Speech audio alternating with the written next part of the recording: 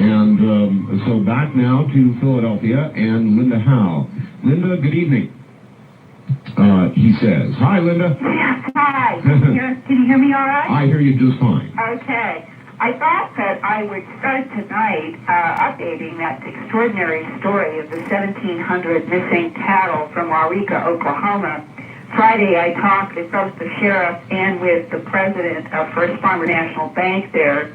The first hard piece of data is that Mr. Richardson's cattle have 4 distinct brands, and so far as of Friday, none of those brands have shown up in any sale barns, which was one of the investigations by the Texas and Southwestern Cattle Raisers Association in Fort Worth. They sent investigators between Texas, Oklahoma, and other states looking for these brands in the event that they had been stolen for resale. That's kind of the equivalent of the police going to pawn shops after a quick burglary. Exactly. Now, the president of the bank told me that he knows in his bank that he holds many invoices of cattle purchases by the rancher, Mr. Richardson, that would be equivalent to this number of animals. And he said that Mr. Richardson has been a rancher for 30 years and has developed a style matching cows with their newborns as pairs, and then selling the cow and that calf, and that is his business. And of the 1,700, they were divided evenly between cows and their calves. The sheriff did confirm it would have taken at least 25 double-trailer trucks to have moved that many animals, and his problem is that they have not been able to come up with any evidence whatsoever that any kind of truck activity occurred in Waurika, and the sheriff is doubly puzzled because they have not been able to find evidence that there were that many cattle in this particular pasture, but there are mixed data on that. The banker says that he has seen the number of cattle that the rancher had reported or some form thereof, and as of Friday, this remains a mystery, and I learned 2 other details. 2 other ranchers in Waurika, Oklahoma, since the spring have respectively lost approximately 25 head of their animals, and they were reported to the bank, but they were not, they did not go into this kind of headline news. The assumption was that maybe they were rustled up as of Friday. Those cases had never been solved either, and those brands had never showed up in any of the sale barns. So as of this Labor Day weekend, the 1,700 animals are still a mystery at the sheriff's office and at the bank and Mr. Richardson's residence in Waurika, Oklahoma. How could possibly that number of cattle just... It's extraordinary, isn't it? Yes. And I kept thinking as I was talking to these people, and we were sticking just with the facts, but I could not help thinking about that interview that I did with one of our Greenland listeners who wrote me this summer about finding the mutilated animal out in Sand Springs, Oregon, in a kind of depression in the ground with ear missing, eye missing, tongue, genitals, and rectum put out, and having that cowhand say to him, well, I've seen these big white lights come at night and send down beams of light over these cattle, and I've watched these cattle rise in these beams of light, and then I've heard the cattle be brought down to the ground. All right, Linda, I know that I got a newspaper article from New Mexico, which talks about the incredible number of cattle mutilations there. In fact, the newspaper locally is calling for an investigation. And I know you've been reporting a lot of what's going on down there. Right. You are going out there, Yes. aren't you? Yes, and next Sunday I'll be reporting from New Mexico, and I will be talking with several of the veterinarians and the ranchers and others that have been working with us on these cases that I have been giving updates on now since May 14th, when we had 2 steers found at either end of a lake about 2 miles apart, and Dr. John Altshuler in Denver flew down to meet veterinarian Tim Johnson from Powell's, and they did tissue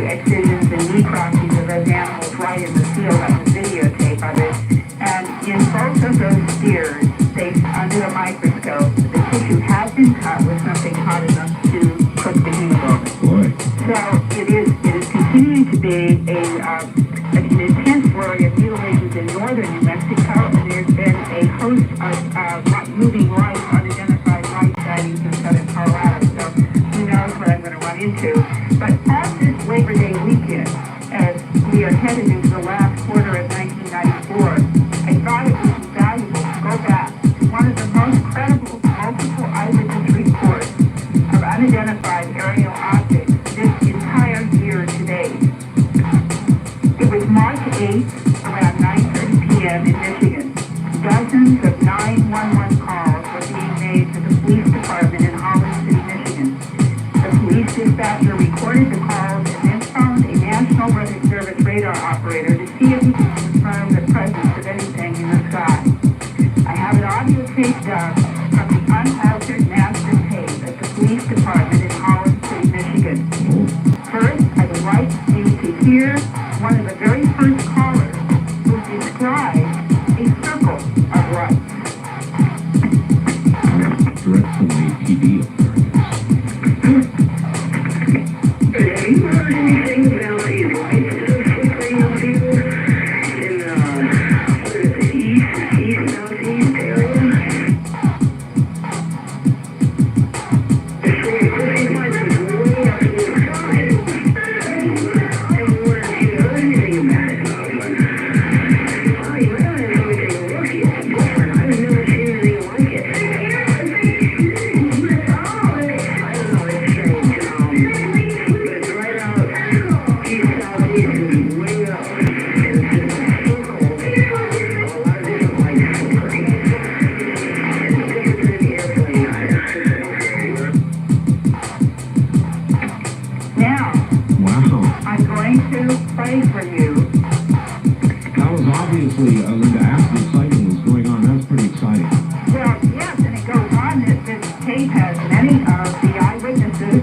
And now I'm going to play an excerpt from the conversation between the Holland City, Michigan police dispatcher and the radar operator who is seeing 3 and 4 objects on his radar screen between 6,000 and 12,000 feet elevation, moving in a triangular formation estimated to be 25 miles from end to end and moving at enormous speed. Wow. All right. Go ahead. Once again with our new audio system. I think it's coming up. Yeah, I've never seen non-poetry. A lot of people that call it, I happened to talk to said it looks like a bunch of cylindrical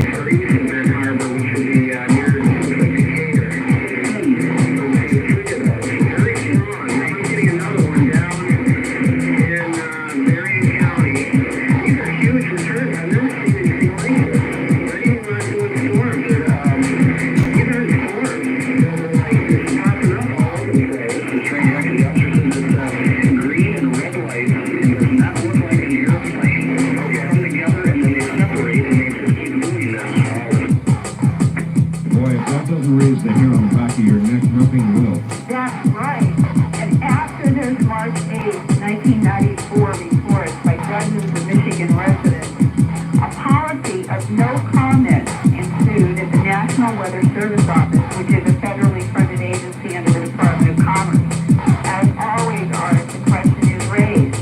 What does someone in the United States government know about this phenomenon that it does not want to share with us, the public? That question has been important since the 1940s, and now 50 years later is still unanswered. And I guess that's at the heart of why we do Dreamland. I guess it is, Linda. That's one of the best prepared presentations of the sighting I've ever heard. I mean, you've got the actual eyewitness screaming it to the police. Then you've got the radar operators confirming. That's right. And remember him saying that he had never seen anything like this before during his weather radar experience, and that these were solid sights. This was not something that he was confusing at all with weather. And his line, they're beginning to spike. This is not weather. These are solid objects. That's right. And think about staying in the other parts of the tape, which we don't have time to go into. These are moving across the scope. You know how the scope, the hand sweeps around.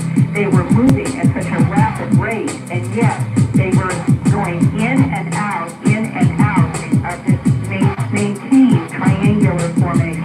What are the odds of getting a copy of some of that? In terms of, you mean more of it? No, well, an audio copy of it. Is there any chance you might get me an audio copy of what you've got? Yeah. I would really appreciate it. And then you might be able to use it further. You can depend on that. All right. Yeah, I would very much appreciate a copy of that. And, Linda, one more item. Gee, that was exciting. The other item is that tape, which I had sent to you. Yes. Linda, I've obtained 35 millimeter photographs of this creature from Puerto Rico. Right. And I'm going to have them scanned and put up on internet so everybody can get hold of them. I know that you have now seen the videotape, and I talked with you a little while ago. Right. Is that anything you recognize? No. And as I explained to you, I am going to show the videotape and the photos that I have to a zoologist at the university, one of the big universities here, and I will see what scientific comment there is, and hopefully do it as an audio cassette interview. And if there is any story here, I'll report it on an upcoming Dreamland in the next few weeks. All right, I will look forward to it. Sounds like your plate is full, and you're off to New Mexico. When do you actually leave? I will leave Wednesday, and by next Sunday, hopefully I will have some very interesting eyewitness reports, as well as we hope some more information back from the veterinarian pathologists who have been studying the most recent animals. And for those listeners who are not up to date, Eli Wanich, who I have interviewed and have done updates on the continuing loss of his animals to the strange phenomena, has been up to his 15th mutilation this past week. And another rancher not far from his ranch has had two and a mysterious death of a third animal, bringing the total of rancher, the mutilations in that Angel Fire, Espanola area of New Mexico up around town since May 14th to at least 7 cases that we've worked on, and we've heard that half a dozen other ranchers have had mutilations which they have not reported. So this is equivalent to the phenomenon last year in Alabama that my new documentary, Strange Harvest 1993, is about, when they had over 30 reports of animal mutilations in northeastern Alabama in a short period of time also. Okay, I know you're very busy, Linda, but if you could possibly get that tape off to me before we take off for New Mexico, I sure would appreciate it. All right. All right, and the other thing is, Linda, a lot of people here listening to this program would like to write to you, so take a deep breath and give us your address slowly. Okay. It is Linda Howe, Howe, Post Office Box 538 in Huntingdon Valley, Pennsylvania. English spelling Hunting, D as in dog, O-N, Huntingdon Valley, Pennsylvania. And the zip code is 199 And for those of you who have faxes, I'm happy to also get faxes at area code 215-491-9842. Wonderful. Linda, thank you. Good luck in New Mexico. Take care. All right. All right, bye-bye. That's Linda Howe, and she will be coming to us from New Mexico next week, next Sunday on the program. So you're not going to want to miss that. Boy, there's a lot. Now, I've never heard audio tapes. I've never heard audio tapes with that much solid witness evidence on it. That was good. Very good. All right, I want you to listen to me for a moment. If you have any savings, if you have investments, if you have money, you've got to hear this. Listen to me very carefully. Our money, the U.S. dollar, is in some trouble. It has been going down and down compared to the yen. The bond market has been in a devastating downward slide. There are problems on the horizon. Our government has said they will issue a new money. They announced that now 2 months ago. One to use inside the U.S., one for use outside the United States. So if you have some extra money, we are suggesting that you convert some of it to gold. It just makes sense. Gold always delivers. It's always there. It retains its value. Way back in the 30s, had you an ounce of gold in the form of a gold coin, and you held that money until now, then and now you would be able to buy a fine wool suit with that gold. It's the best way I can think of to explain it. And of course, $20 now wouldn't begin to buy you a fine suit. If you had a $20 bill, it would buy you today what you can get today for $20. But the gold would still get you the fine wool suit. That's the best way to explain how gold holds its value. So call North American Trading and let them tell you all about gold, and they will. They've got a free newsletter. All you've got to do is call them in the morning. Make that Tuesday morning, I guess, at 1-800-877-9799. That number again, 1-800-877-9799. In just a moment, Dr. Bruce Goldberg. It's not that often that I get a chance to tell you all about a product that has affected my life, like the Alpine Air Purification System. Not just my life, but my wife's as well. My wife suffers with asthma, and believe me, our home is a very different place since we turned on the Alpine system. In my case, I blow it directly into the intake of my central air conditioning, and the entire house smells mountain fresh. The unit is totally portable. It requires no installation. Just plug it in, turn it on, and your air will become clean and energized just the way nature does. You ever see a thunderstorm with all lightning coming down, smell the ozone and the ions? Well, you've really got to experience this one to believe it. I'm a smoker, and it's amazing how it also gets rid of odors. On top of that, there's no real risk involved. No risk. You get a 30-day money-back guarantee. That's right. Try it and see for yourself how it works. So if you've got allergies, asthma, or if you just care about the air you breathe, and that's the best reason, call 1-800-717-HOPE. Order your Alpine Air Purification System. I tell you, your home or office will start smelling like mountain air. The Alpine system is rock solid. It's built to run 24 hours a day, last 15 years. So call them at 1-800-717-HOPE. That's 1-800-717-HOPE. It's your air, and it's your health. Dr. Goldberg, right after the break at the bottom of the hour, let me tell you a little bit about Dr. Goldberg. He graduated from Southern Connecticut State College in June of 1970, earned a BA degree in biology and chemistry. Attended the University of Maryland School of Dentistry, receiving his Doctor of Dental Surgery degree May of 1974. Upon completion of general practice residency program in dentistry, he set up both a general dental and hypnosis practice in Baltimore, where he practiced until 1989. Goldberg moved his hypnotherapy practice to Los Angeles in 1989, and then had retired from dentistry at that point. In 1984, Dr. Goldberg received an MS degree in counseling psychology from Loyola College. The American Society of Clinical Hypnosis trained Dr. Goldberg in the techniques and clinical applications of hypnosis in January of 1975. This organization trains only licensed dentists, physicians, and psychologists in the use of hypnosis. Dr. Goldberg has appeared on a lot of television and radio shows throughout the country.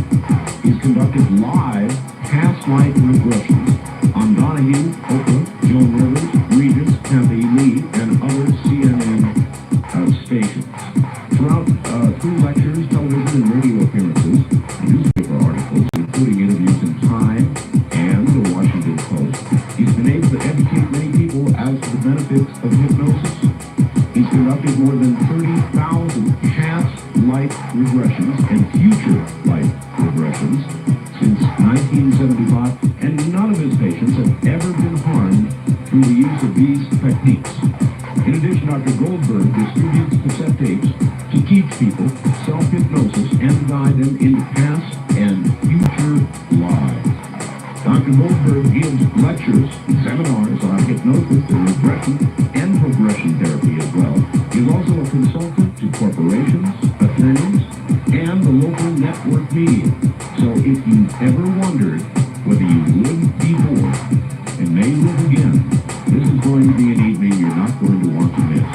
He just had a CBS movie entitled The Search for Grace. I know he's proud of it. He should be. I saw it. It was a wonderful movie. Dr. Goldberg is next.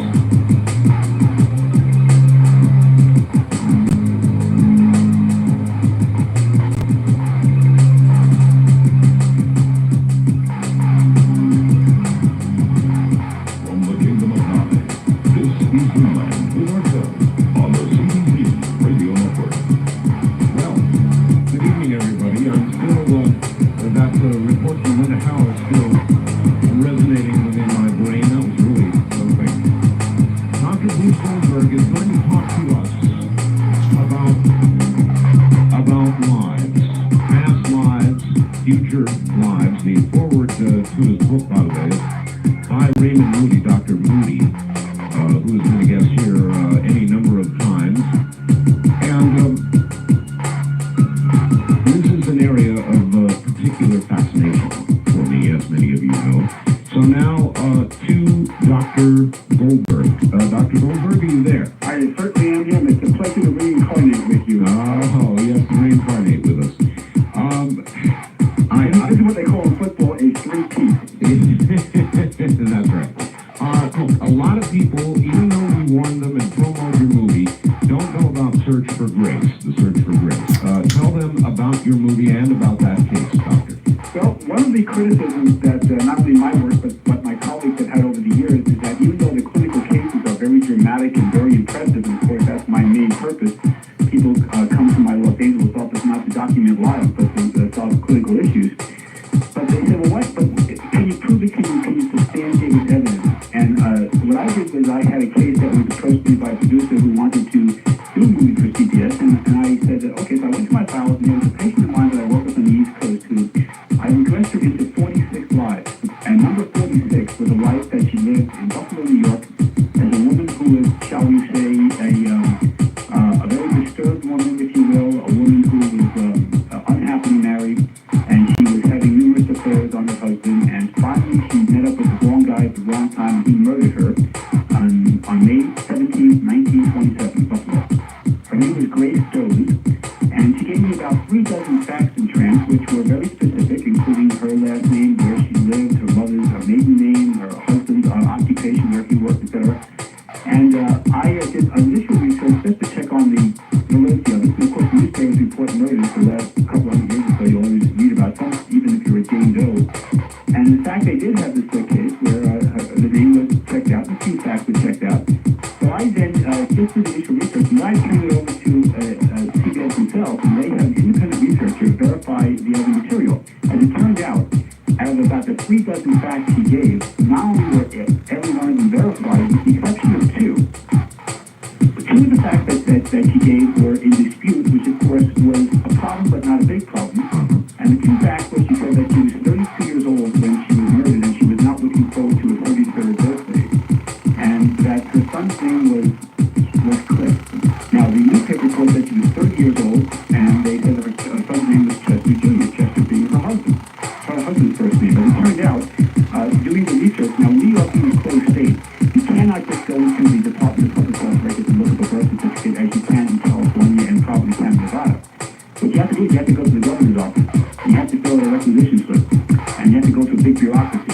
CBS got that permission, of course, with no problem. As it turned out, in 65 years, 1927 to 1992, the only entity, meaning a person or corporation or any other specific situation to request and to get permission to get into the records was CBS News in 1992. And as it turned out, she was right and the reporters were wrong. She was born on January 21st, 1895. She was 32 years old. Her son's name was Clifford C. Dolan. And the only way she could have known that is one of two ways. Either she was in fact the reincarnation of Grace Dolan, which is what I feel she is, or somehow she accessed her soul. Either way, it establishes reincarnation, or at least a life after death, or permanence of the soul. All right, how do we know, Doctor? Dr. John Mack was on our show a couple of weeks ago, and he was set up by a lady, and she got him. I don't know if you're familiar with that story or not. No. Dr. John Mack was set up. A lady came and told him a story, and he made it part of his book, one of many case studies, and she came back later and said, ha ha ha, it was a setup. I set you up. None of this really happened. Okay. And I'm just wondering, how can you know for sure that she did not research this lady's life and get the facts? Because the only way, she was not a member of the family, okay, that's a given. She was from a totally different part of the country, and even if she did research the facts, you see, I will accept that premise. The problem here is that this is now one of the most documented cases of the century. It's even better than the Bloody Murphy case because now we have the real, we call her Ivy, it's not her real name, but that's what I call her. If she did research the facts, she would have given all the information that was in the newspaper reports, including the false data of her age and her son's name. She could not possibly have known that. In fact, I tell you, I had an interesting confrontation. I was doing an interview the day before the movie aired May 17th, and on May 16th, I was interviewed on WGR Radio in Buffalo, which is a 50,000 watt station, which I worked with for about 12 years or so. I done interviews on all over the years. Right. And the host of the show, who's an old friend of mine, his name is Tom Barrow, you may know him. And Tom says, I did some research, doctor, and I have a person on line I want you to speak to. I said, sure. Now, what he said was that the Department of Public Health said that for $10, anybody can walk in there and get the birth certificate of anyone, including Governor Cuomo. Right. Right? And I said, really? I said, let me speak to the person. Using my LA law cross-examination test. Okay? Right. And I spoke to him, he was a very nice gentleman, he's a supervisor, and he said that, excuse me, doctor, I think before you even asked me any questions, that there's been an error here.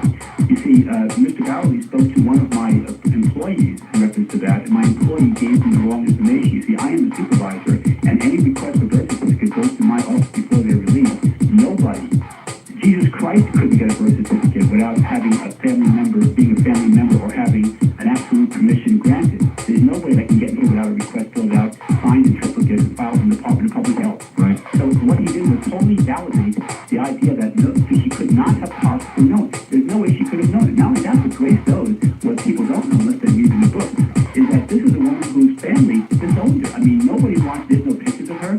There's no, there's legal records of her marriage and her birth and her death certificate, of course. But there's no, this is not the person that people, talk about at Thanksgiving dinner. This is a woman who is just like, just ostracized, if you will. So there's no way that it's physically impossible for her without getting into the Department of Health records, unless she did a James Bond routine. There's no way she could have possibly gotten that information, and that makes it extremely very valuable, especially those two facts. So now in John Mack's case, I don't know about that case, but I'll tell you what, I guarantee I can tell you the source. The source is most likely an organization called CityCop based in Buffalo, New York, by a man named Paul Kurtz. A name I'm sure you probably know. He's a parapsychological debunker who likes to use magicians to settle people. But this woman, not only was she not, do I know she was not set up because of that, but here's another interesting fact. Here was a woman who, she refused all interviews. I'm like her agent here. She refused to go on, all the panel shows want to do interviews with her, and in fact people now want to. In fact, major magazines and newspapers want to do interviews with her. She refuses any and all publicity. Yeah, that's another good myth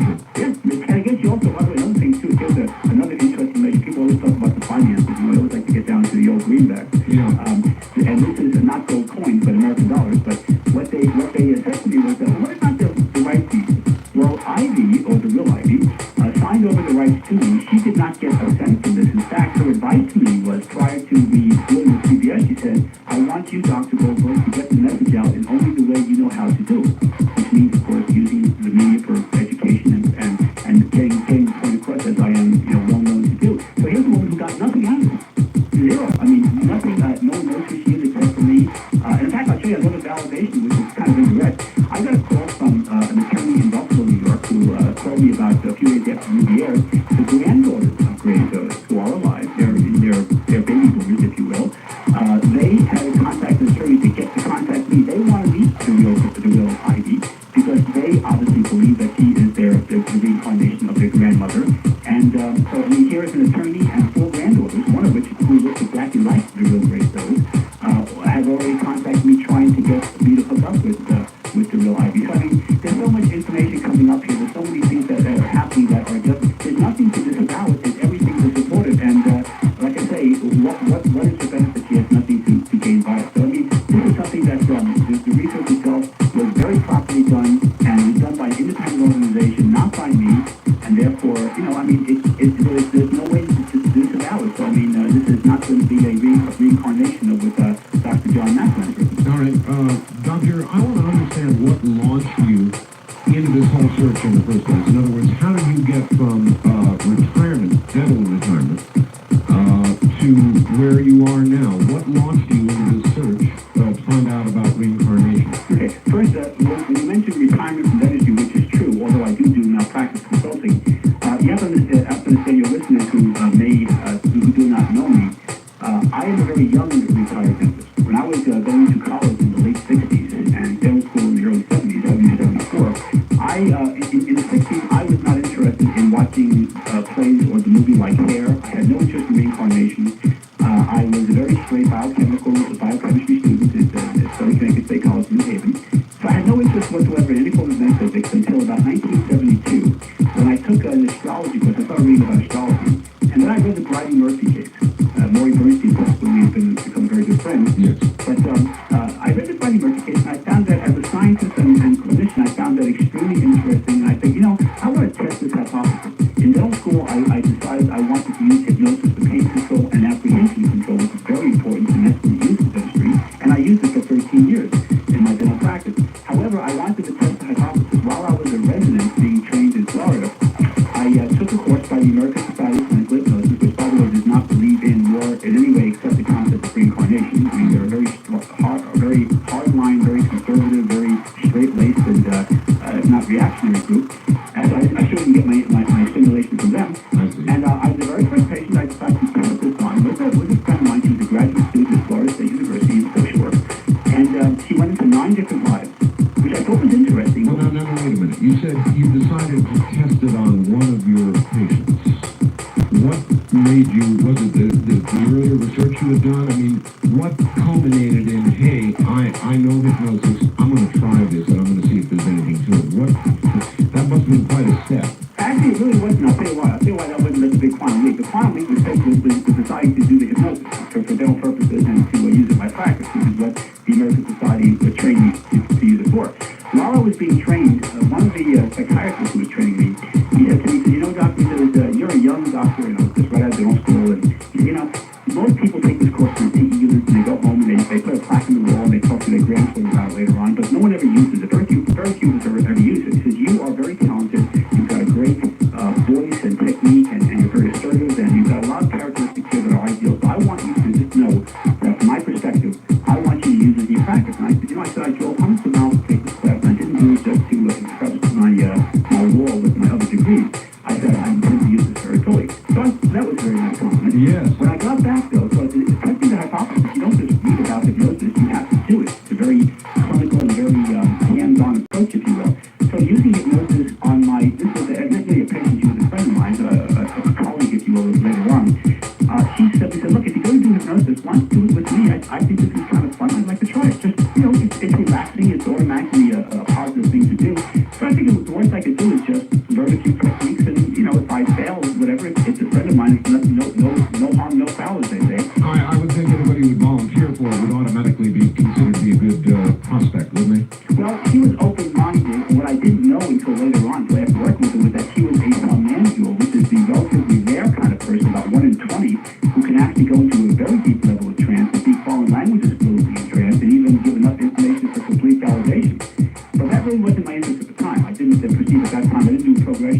on redoing the documentation of CBS in 1974.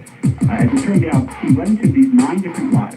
And what was interesting was that while I was working with her, I wasn't doing anything therapeutic, at least purposely. I was just using experiment techniques and asking questions and finding out how to deepen the trance level, doing some of the things that we do in hypnosis. She had 2 habits in the phobia that I wasn't even aware of. She was a smoker, but a very infrequent one. She had a bulimic habit, which is an eating disorder, which of course is easy to hide if you don't live with the person or don't know them that well. And then she also had a fear of water, which I didn't know because we used to go to the beach and she would never go into water. But you know, a lot of women don't like to do it because of skin issues or whatever. They just like to inspect the suntan stuff, but she was afraid of the water. As a result of going through these regressions, she overcame each of those 3 issues. And I wasn't even trying to work with her. I never gave her any direct suggestions or any techniques. She just, by going through the experience and by going through what I didn't know at that time was a technique I was led to document and develop called the superconscious mindset, which we'll talk about, was able to actually help her to raise her own soul's energy and rise above the issue, like the immune system, if you will, and was able to permanently, I mean, I knew her for about 13 years, 12, 13 years later. She eventually moved up to the East Coast, and I knew her professionally, she was a colleague. So here's a woman who overcame these issues very, very extremely. So that really got me into the idea that, you know something, this deserves more attention. I immediately developed a part-time practice. Even before I developed my full-time, my dental practice, I was actually a resident at the time.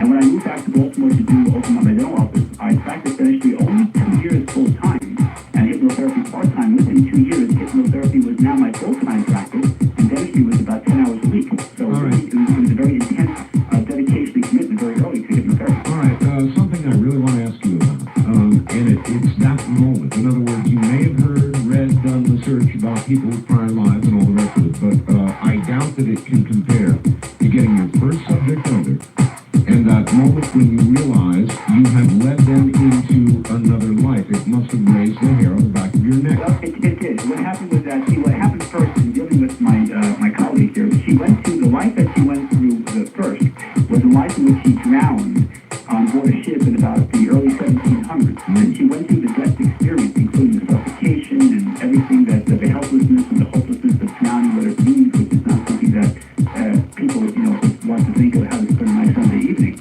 And that experience, which was very emotional, but of course perfectly safe. At the same time, when I saw the intensity, this is a woman who was, I knew her. She was a very bright, very quick mind, very, very global, very open-minded person. But here's a woman who is not an actress. She wasn't a theater major. She was a social work major.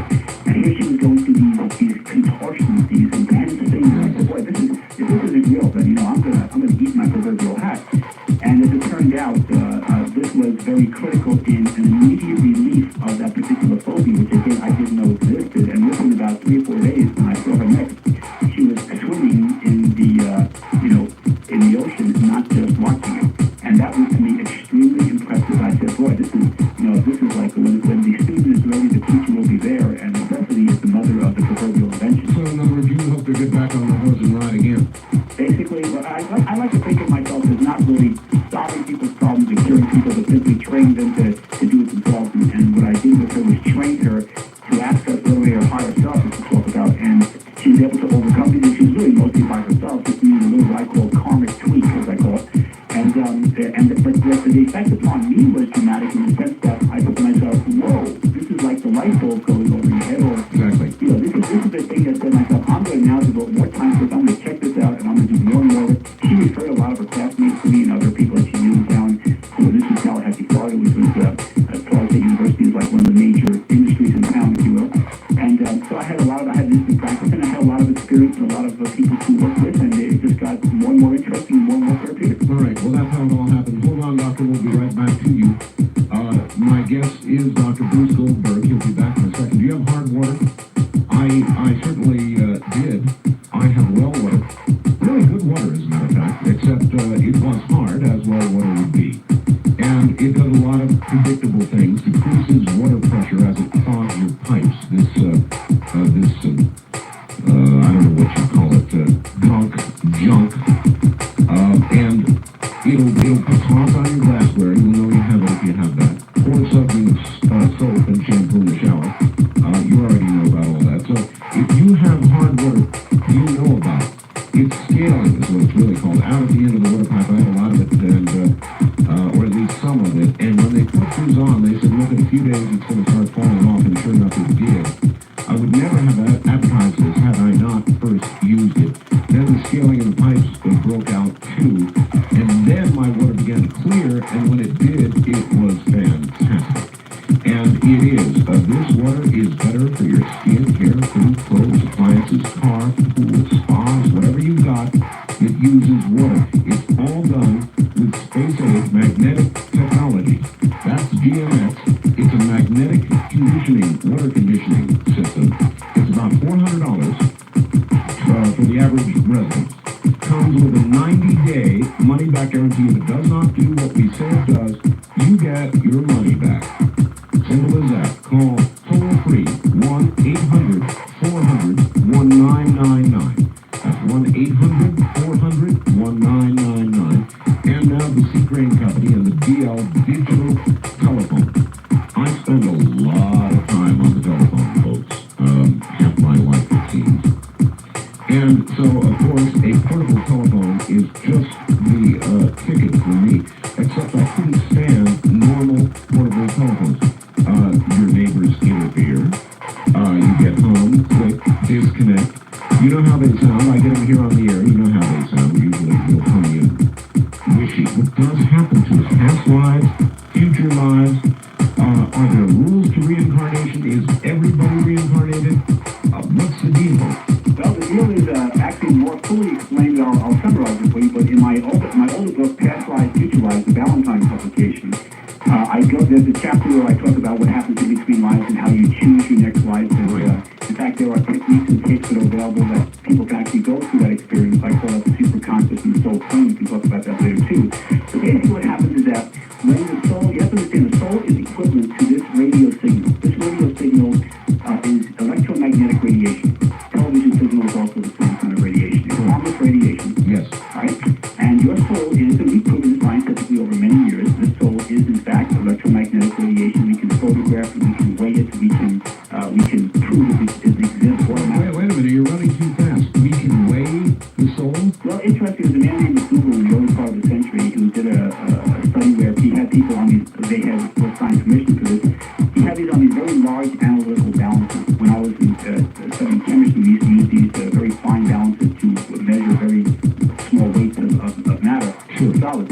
Well, he had a gigantic version of these analytical balances, and what he did was he had people who were about to die, and they gave him permission to allow them to weigh them while they were dying.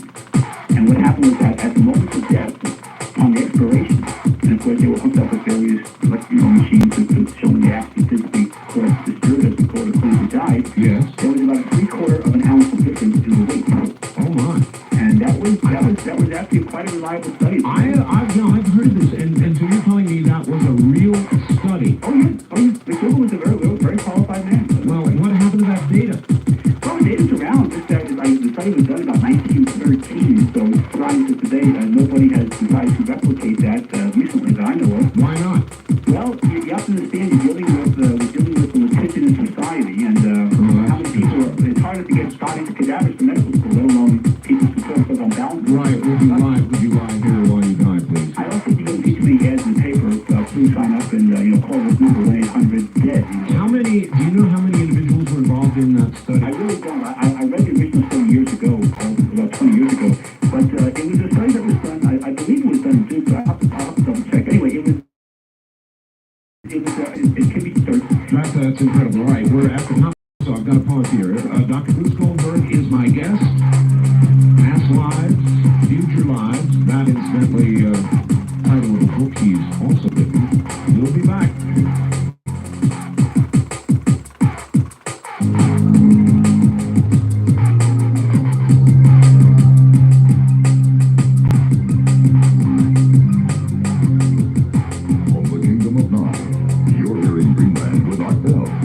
Participate in the program. Call toll free 1-800-618-8255. 1-800-618-8255.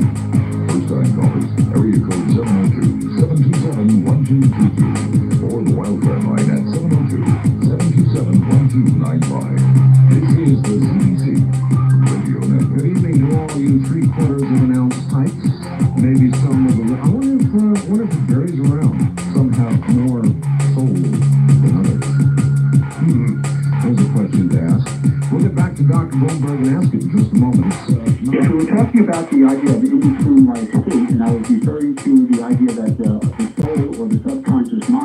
is identical to a radio or TV signal, meaning electromagnetic radiation. Exactly. In neurology or medicine, we refer to this as the alpha brainwave level, which has been documented since the early 50s.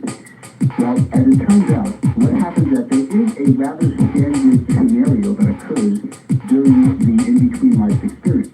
But first, let me just go back to the scientific aspect of this. We can weigh the soul, approximately 3/4 of an ounce. That's what's done in the early 1900s. We can photograph it. Kirlian photography, developed by the Russian researcher Kirlian in the early 40s, shows that you can take just the aura or the soul that you can actually photograph. All right, I have a question about that.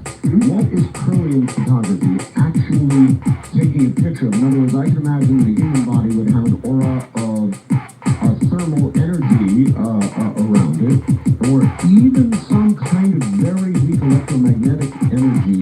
What is it photographing? What they're actually photographing is the actual soul, because what goes on here is that the thermodynamic energy you're referring to, such as our 98.6 body temperature, would not emanate very far off the body.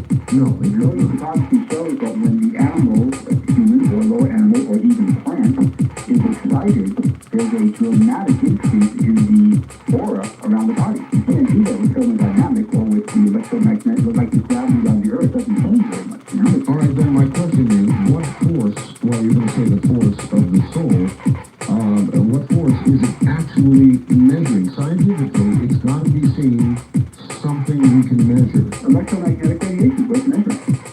That's the bottom line. Electromagnetic radiation. But there's no transformer pumping up the voltage. It's not becoming a 100,000 watt signal from 50,000. Yeah. The body can change that much. And so then what permutations in your are you able to observe? Well, I mean, you have to understand, when they take these photographs, the photograph is a photograph. We don't know the exactness of what they're getting. It is definitely the representation of our aura or our electromagnetic field around our body. But the point is that it does violate most of the physical laws that we're trained in physiology. Right, I've just never understood Kirlian photography. What kind of special process is being used? What kind of photograph? Not just regular. Well, they have to reincarnate the late Dr. Kirlian to find out, because I've never done the procedure. I've just seen the photograph. All right. But basically, what we say, we can photograph it, we can weigh it, we can observe the phenomena via automatic lighting, other indirect ways of perceiving the presence of the soul. So we know that the soul, there's no question, that is not even a debate anymore. It hasn't been for many decades. For some people, Doctor, it is. It is, but not for scientists, okay? Right. The late public, there's a flat earth society too, but Yeah. I'm not a member, I vote on card. Anyway, so the presence of the soul is important because it does actually show that there is a life after death. And of course, things like the documented cases and other things that we can do just only add to the data. What happens in between lives is very interesting. You mentioned a very dear friend and a very qualified man, Ray Moody, who of course turned the 10 years death experience Yes. in 1975 in his book, Life After Life. Well, as it turns out, his experience of the core experience of the near-death experience is very similar to what happens when a person actually does die in a past life.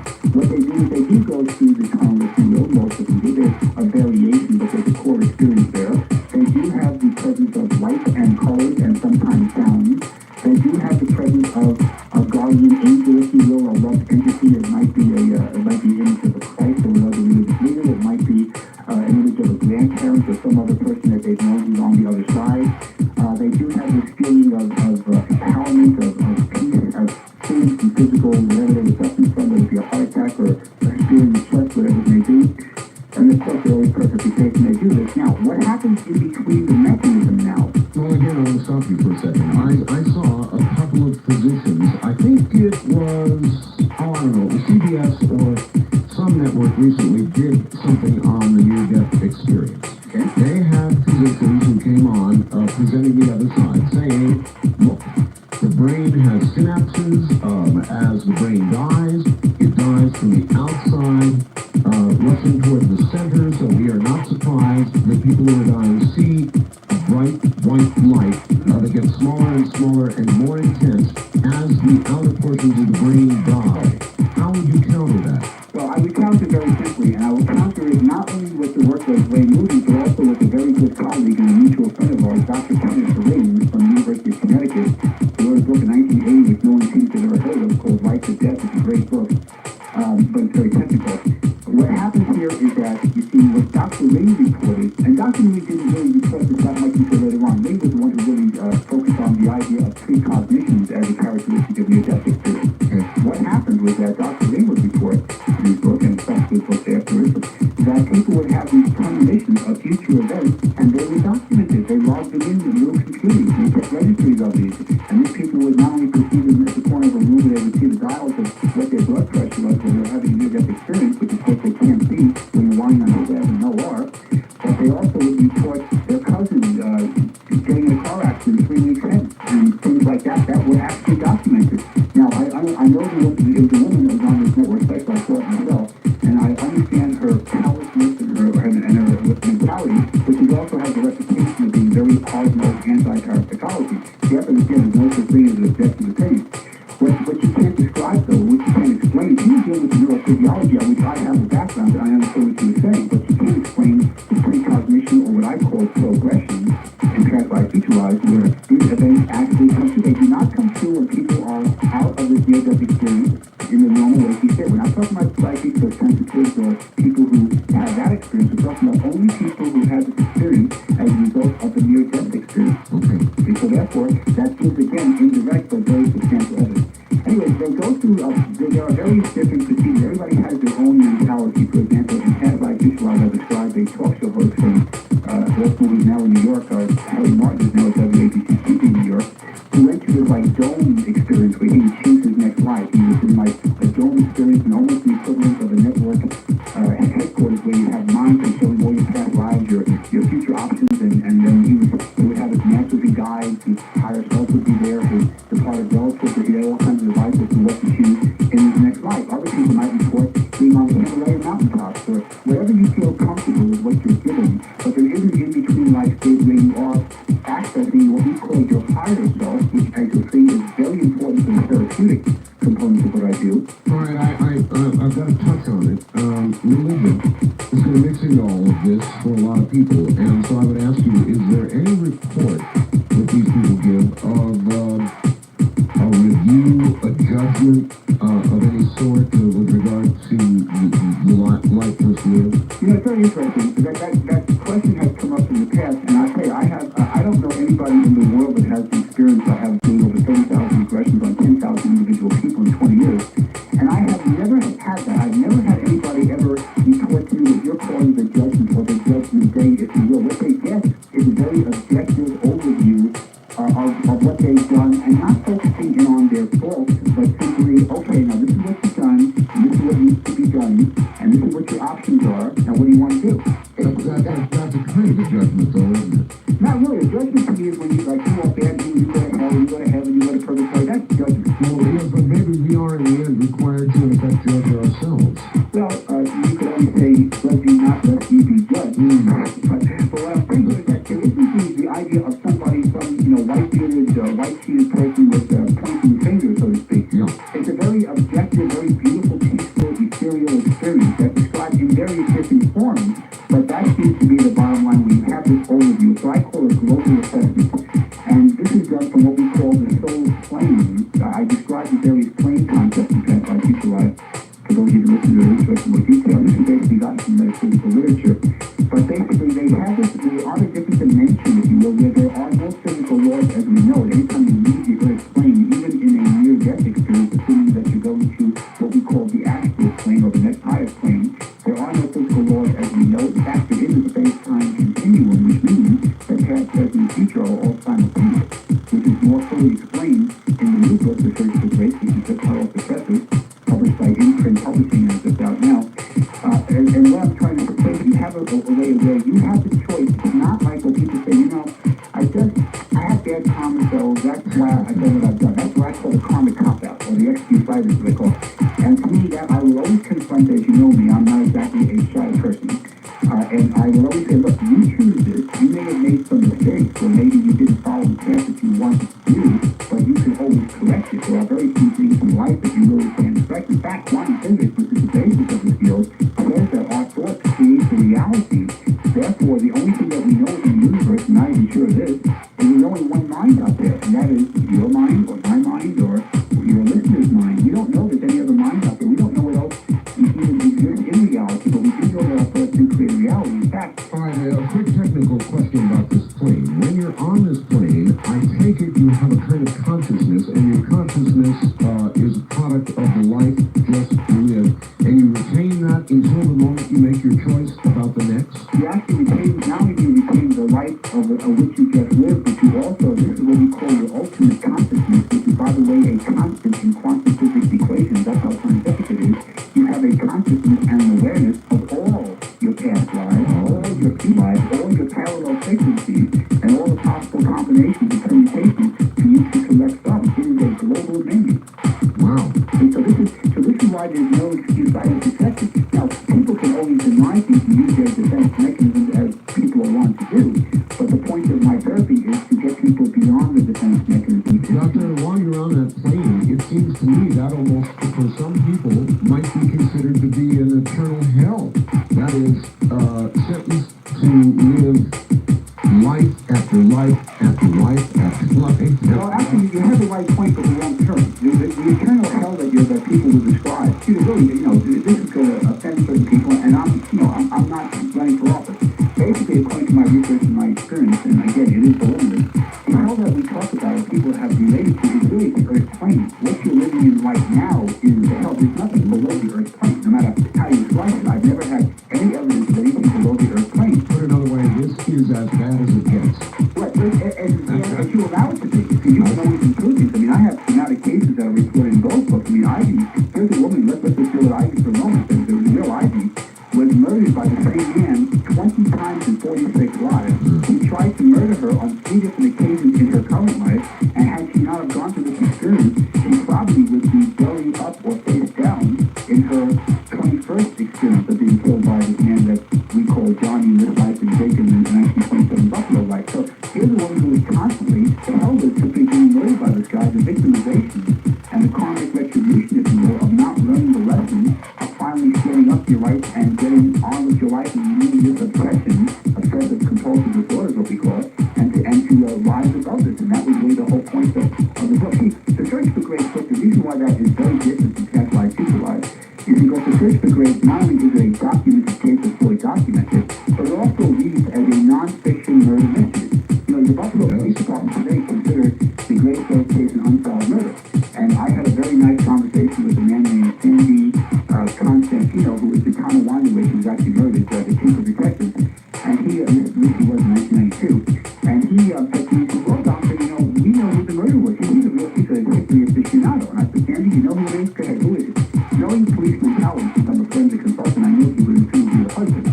And I said, well, that's very good. The problem was that Chester Jones had a broken leg the day of the murder, which of course was reported in the newspapers. He said, yeah, that was plus. He also didn't drive a car. He was also illiterate. So therefore, he must have, unless he rented a cab, he said, excuse me, cab driver, take me to the place I can murder my wife and then bring me home, and help me get to the door of my clutches. It wasn't the husband. He said, well, I guess you're right, but who was it? And I said, well, you can't try a man for a past life murder. So don't worry about the actual real murder. Well, all right, through your assistance, has Grace been murdered for the last time? Yes, the real ID now, this is now 6 years after this regression was done. And by the way, some interesting things have come up here. She, by the way, is in a very healthy relationship. She broke off the relationship with the man we call Johnny, or we can call Johnny in both the book and the movie. And she's very, very healthy. She's a very young woman, actually, but very, very bright, a professionally trained woman, and she's going on life very happy. She loved the movie, she loved the new book, and she's a very totally empowered person. We wouldn't even really recognize from her behavior now as to when I saw her 6 years ago. But the interesting thing about this case, though, again, it reads as a non-fiction murder mystery that, of course, was solved. It's also showing the principle of synchronicity, which is very well tuned throughout the entire book, which is the Jungian concept that says there are no coincidences.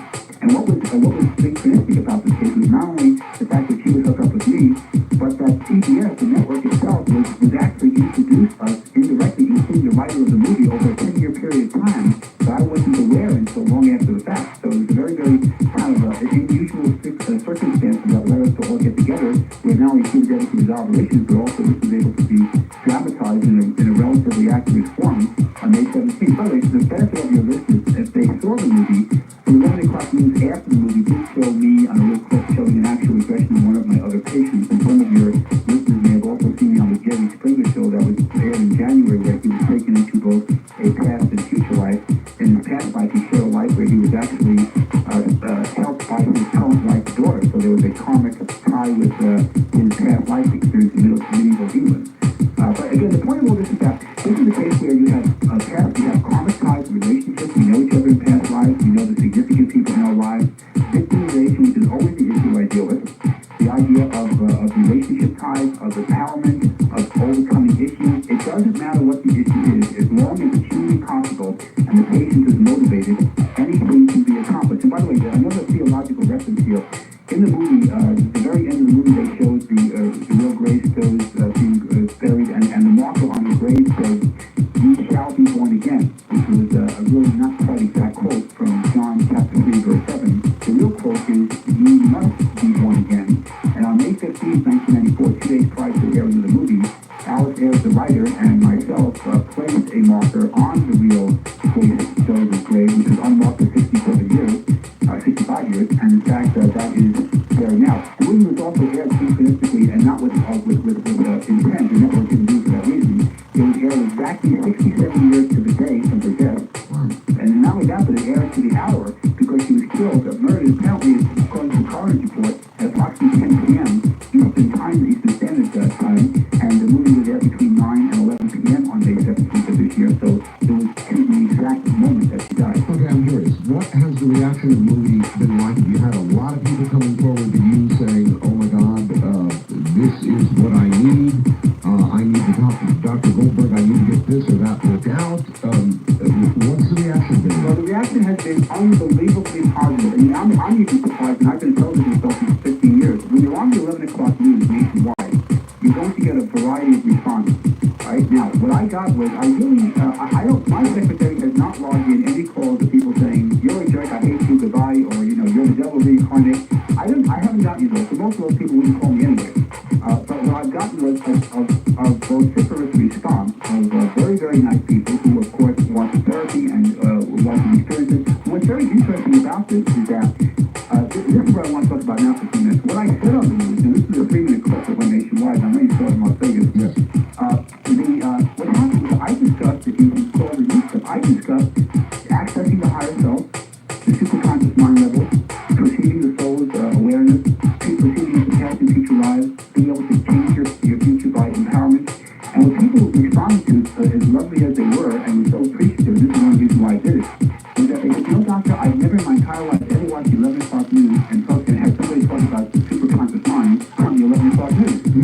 And they just never got before. I mean, they just never came, especially from a credible source. And therefore, that was one of the main effects people got. Even those that, of course, many of them had their experiences and came to see me, I'm still getting lots of referrals from that. But what they said was that, "I really appreciate you having the guts to say that, having that air, and really being willing to take that stand, feeling, knowing that as a potential response." The response was all positive. I mean, and I knew it would be, but the point is that I have a certain karmic purpose with subcycle in this life of education, and I do not believe in education by shall we say, by eggshellness. I believe in education by confrontation and by doing whatever has to be done. And the network was kind enough to, they edited, of course, it down, but they left the sound bites in the key points. So it was a very nice response and very appreciated. Even people who didn't come and see me just called in. I had calls from all over the country. People say, I can't come to Los Angeles to see you, but doctor, keep up the good work. I'm really glad that you did. Well, it's wonderful. All of this begs all kinds of questions to me about the nature of time itself. The nature of time. Is there anything you can say about that? Sure. As a matter of fact, in past life, future lives, you understand, when I was dealing with Valentine, they didn't want me to devote too much time to the technical aspects of quantum physics. That was turned off the public. Sure. So I had to wait until the new book. The Search for Grace has 3 appendices in the back. Appendix C has the actual self-hypnotic exercise. So appendix A and B will give a complete background of how this therapy works, what we call transpersonal psychology. It will also tie in the space-time continuum of quantum physics. Yes. And it will give us example diagrams, and it's very simply written so that you don't have to be a physicist or a scientist to understand it. What we're saying here... All right, hold it. We'll tackle this when we come back. We've got a bottom of the hour break right now. Dr. Bruce Goldberg is my guest. His latest book, The Search for Grace, was recently a CBS movie. I hope you had an opportunity to see it. We will be opening the telephone lines and taking questions for Dr.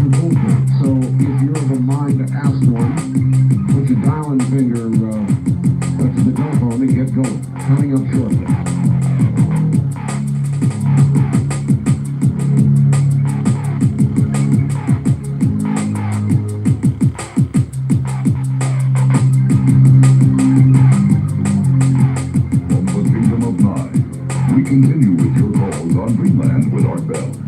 Call Art now toll free at 1-800-618-8255. 1-800-618-TALK. First time callers area code 702-727-1222. 702-727-1222. Or the wildcard line at area code 702-727-1295. 727-1295 in the 702 area code. Now again, here's Art Bell. From the high desert, this is Dreamland. Good evening, everybody. I am Art Bell. My guest is Dr. Bruce Goldberg, and we're going to get back to him and more about past and future lives and the nature of time in just a moment. First, though, we've got a sponsor called Absolutely Fresh Flowers. All they do is sell flowers to the American public directly from a flower farm. The net result of that is you get the best deal in flowers that anybody gets anywhere, anytime, period. It's the best deal on flowers in the United States of America. Quite a claim, huh? I make it. There's no question about it. It's miniature carnations they sell. Beautiful flowers. And you get such a gigantic shipment that the person on the other end just goes bonkers whenever they get it. And you get a telephone call saying, why do you spend all that money on flowers? You can either say, look, I'll tell you the truth. It was just $39.95, including delivery, or you can keep your mouth shut and just say something like, well, you're worth every cent. That's what I usually recommend. But that's up to you. That's the price. Delivery anywhere in the contiguous United States for $39.95. You can't beat it. Absolutely Fresh Flowers. Call them right now or 24 hours a day for exactly that kind of impact at 1-800-562-6438. That's 1-800-562-6438. Absolutely Fresh Flowers. Do you have hard water? I did. Hard water that produced such effects as clogged water pipes, water heater inefficiency, decreased water pressure, spots on all the glassware, poor sudsing, and soap and shampoo. These aggravations plagued my water until I discovered the ultimate practical solution called the GMX Fluid Conditioner. What is it? Well, it's installed in my home and now I swear by it. Think of it this way. The U.S. Bureau of Standards reports that just 3/8 of an inch of buildup in scale in your water heater requires 55% more energy. On average, that's $247 more a year you've got to pay just for hot water. GMX removes the gunk from the water, which makes it better for your skin, hair, food, clothes, appliances, cars, pools, and spas. But here's the kicker. It's all done with space-age magnetic technology. Magnetics! GMX uses no salt, no chemicals, no maintenance required. It's environmentally friendly, retains healthy minerals, can be moved if you move, and comes with a lifetime warranty. Lifetime. Technology originally developed for the NASA space program. You'll be absolutely amazed at what it can do for you. The cost is only $400, and it comes with a 90-day money-back guarantee. If you don't like it, you get your money back. Can't lose. Call toll-free 1-800-400-1999. Once more, 1-800-400-1999 between 8 in the morning and 5 in the afternoon Mountain Time. Write it down and call this number, 1-800-400-1999. All right, back now to our guest, Dr. Bruce Goldberg, and I was asking him a little bit about the nature of time. After all, if we come back in a succession of lives, both in the past and then into the future, it would certainly suggest, or it seems to me as you follow this, it would begin to suggest something about the nature of time itself. What about it, Doctor? Well, what quantum physicists say, and actually prove both mathematically and experimentally, is that all time is simultaneous and functions in a continuum. So there really is no beginning and no end. Past, present, future events are really occurring all at the same time. The analogy that I use in both Past Life, Future Lives, and The Search for Grace is a simple one of a helicopter. If you're listening to the radio and during the early morning and you're driving on the freeway or highway where you live, and you hear this helicopter report about the traffic patterns. If you are in this car and there's a helicopter directly above you by 200 feet, and you have a CB, and the helicopter has a CB, so you're a karmic good buddy here. Yeah. And then there's a car car 5 miles behind you where you just came from and 5 miles ahead of you where you're going to, you can't see a car 5 miles in front or behind you on the freeway or highway. It's too far. But the helicopter, because it's 200 feet above the freeway, can perceive all three cars simultaneously, which means your past, present, and future. It can also communicate with these cars because it has a CB, and all these three cars have CBs. And what's interesting is that when you go into an alpha level, natural hypnosis, which is really a natural state that we go through for 3 to 4 hours of our waking day, every time you daydream, every time you watch television, read a book, driving in a car, by the way, 25% of the time it's documented you're in alpha or hypnosis. When you go into your REM cycle and dream levels at night, which as you'll see is when basically all the therapeutics of the therapy actually occurs, that's another 3 hours a night. So you're spending about 6 to 7 hours a day in a 24-hour day, or 2,500 hours a year for every year of your life going through natural hypnosis, which is why it doesn't feel particularly unusual. All right, so that I may understand, then time is just something we had to invent. Well, time is only a concept that, of course, it's a label, just like you label anything else. But what I'm saying here is that, using the concept of quantum physics and what I just described, when you enter into a hypnotic level, you actually are doing automatically an out-of-body experience. You don't have to go to the corner of the room and observe and watch the silver cord. You actually are leaving your body every time you enter a daydream level. When you leave the body, you are now entering what I call the freeway of life here, and you are really now being the helicopter rather than the car, and therefore you are now able to go either back or forward in time. And since our thoughts, and this is where physics and mathematics really go together very well, since our thoughts go faster than the speed of light, we call that in physics a tachyon. Going faster than the speed of light means that you're going in reverse time sequence. So mathematics and physics, conventional, not just quantum physics, but even conventional physics has proven that we can actually be a time machine and go back and forward in time. So therefore, all our past and future and present and future lives are occurring right now. We just label it for our own convenience, but we are not really accurate. We are on the Earth plane, but not when we leave the Earth plane, and therefore, using hypnosis, what you're doing is an out-of-body experience, which means you're now leaving the Earth plane, entering into either the astral plane or anywhere up to the soul plane, and able to perceive your past, present, and future. All right, we've got to get to telephones here, but here's a question that came in by fax. I've got a lot of them. Please, ask your guest if God is just a mathematical equation. No, actually what God is very interesting. This is something that is going to both disappoint and thrill some of your listeners. You can pray, you can go through all kinds of mentalities and rituals all you want to. You will never contact God by doing that, because God has no conception to the lower five planes or the karmic cycle. What God is not a mathematical constant. It's actually the energy that we have a remnant of. Our superconscious mind, which is a clinical term, and it's actually provable, by the way, is demonstrable. Our superconscious mind, or what your listeners would know in the literature as the higher self, is actually a remnant of the God energy.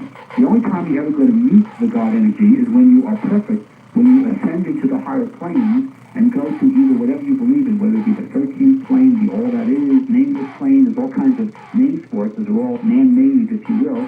But yes, is a God. God is energy, and energy is the basis of the universe. The Big Bang Theory, which I, by the way, buy as a concept until proven otherwise, says that the universe began as a pencil point full of energy that exploded. It was energy, not matter, that proceeded. In fact, the basis of the universe is energy, nothing else. So the God energy is nothing but a perfect form of that energy, of which we have a remnant of, and therefore, yes, there is hope and salvation. And not only that, but I've done progressions. I developed the field of progression hypnotherapy in 1977 when I asked the patient to go to the origin of a problem, and she decided to go into the 23rd century rather than back in time, as I could expect that she would. And I've taken patients as far forward as the 36th century, and that is documented in past life, future lives. And so, yes, there is going to be quite a future for us, for human forms and different planets. Seems to me you'd be in a position to do a little, what would appear to be prophecy. I mean, can you tell us what's coming? Well, interesting. The answer is yes, but no.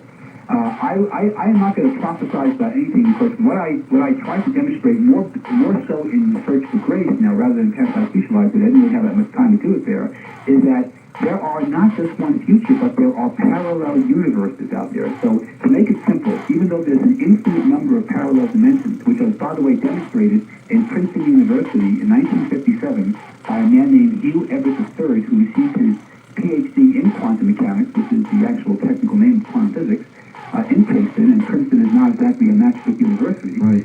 It was mapped out by Martin Kruskal, his supervisor, during the next few years, but we demonstrated parallel universes for 37 years.